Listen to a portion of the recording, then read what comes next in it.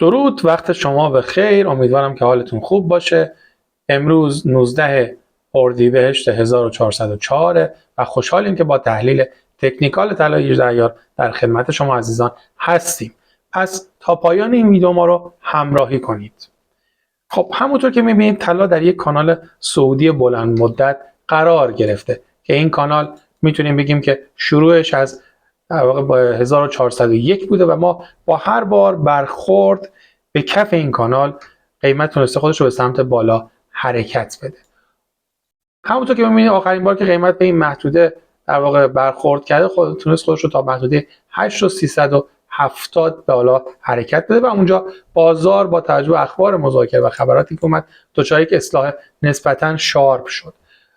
حالا نگاه می‌کنیم ببینیم قیمت کجا قرار گرفته. می‌بینید که قیمت در واقع اون روند صعودی کانال رو از دست داده و به زیر کانال منتقل شده و اینجا نقش مقاومت رو برای این در واقع قیمت ایفا میکنه. ما به عنوان یک تحلیلگر باید چیکار کنیم؟ به عنوان یک معامله‌گر باید کجا وارد این معامله بشیم؟ خب اجازه بدید قیمت حرکت کنه و جهت رو برای شما عزیزان تعیین کنه. فراموش نکنید هیچ وقت به سمت قیمت حرکت نکنید. اجازه بدید قیمت و کندلا به سمت شما حرکت کنن. خب طلا برای اینکه برگرده به روند صعودی لازمه که محدوده 7,200,000 رو به سمت بالا بشکنه. و تا وقتی که این اتفاق نیفته ما میتونیم اعداد پایینتر رو هم در قیمت ببینیم.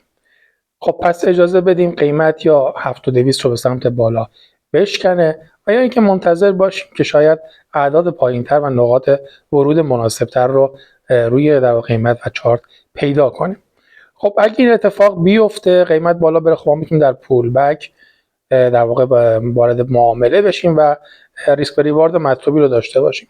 اگه نه محدوده 5,900,000 تا در واقع 6 میلیون تومان میتونه به عنوان اولین ناحیه حمایتی در صورت افت قیمت برای ما باشه. پس توجه کنید دوستان عزیز، هیچ وقت شما به سمت قیمت حرکت نکنید. اجازه بدید بازار تصمیمش رو بگیره و هر موقع تصمیمش رو گرفت در واقع شما وارد معامله بشید. پس ما میتونیم در واقع این اعداد رو به عنوان یک اعداد حمایتی و مقاومتی برای در واقع قیمت در نظر بگیریم. اگر از دیدن این تحلیل لذت بردید حتما ما رو به دوستای خودتون معرفی کنید. در پایان در واقع ما رو فالو کنید، سابسکرایب هم یادتون نره. خوشحالیم که در خدمت شما عزیزان هستیم. این تحلیل به صورت هفتگی برای شما عزیزان در کانال یوتیوب یورس بارز آپدیت خواهد شد. موفق و پیروز باشید.